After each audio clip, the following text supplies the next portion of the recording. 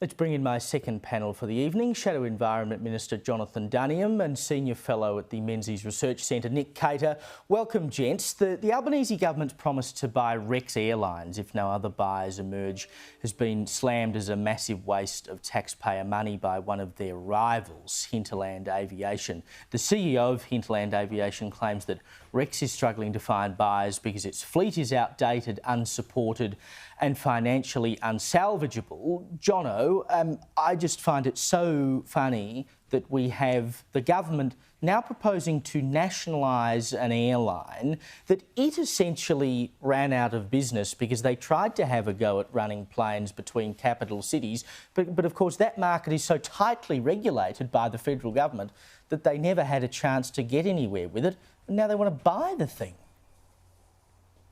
Yeah, the lack of coherence in the government's policies is astounding here, and of course the people that will pay the price ultimately will be the people of regional Australia who depend on airlines like Rex. I mean, fundamentally though, the idea of a government owning an airline, particularly a regional airline competing with other small regional airlines, is going to have a massive impact on the viability of these other businesses and again flow on to reduced competitiveness in these markets and then prices going up as we've seen on other routes. So I think that the concerns that have been expressed have been expressed for good reason, but most importantly, this is not a new problem. Why is the government only acting now rather than having been working with potential purchasers on the sale of Rex to make sure that it does stay in private hands in the interests of regional Australians who want to travel on this airline? I just think it is catch-up and flat-footedness from this government and bad socialist policies, which you'd expect from this mob.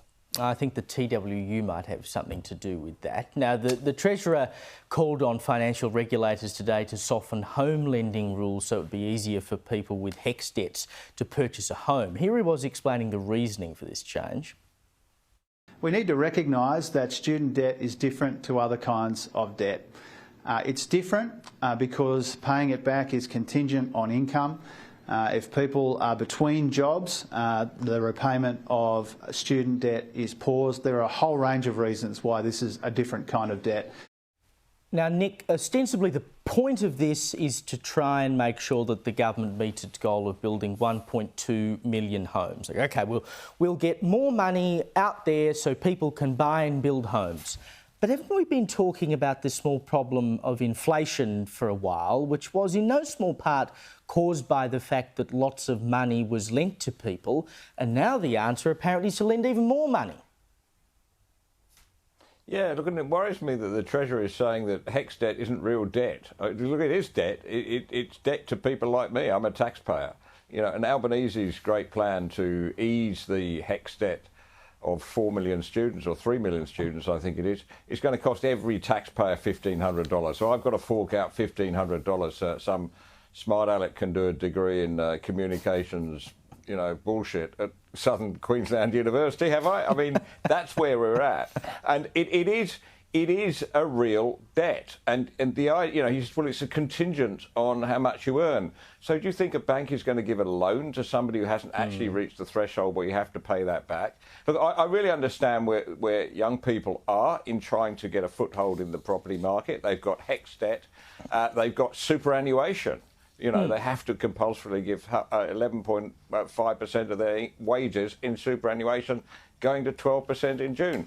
Well, why can't the Treasurer look at what the opposition is proposing, you know, to actually lower the super obligation while people get a foothold in the property market? Because after all, when you reach my age and you're sort of approaching retirement, the most important thing is to have a house, you know, even before you've got a super balance. So that's the obvious way to go, but of course, Labor, of course, is in debt to the super funds and their cronies there, so that's not going to happen.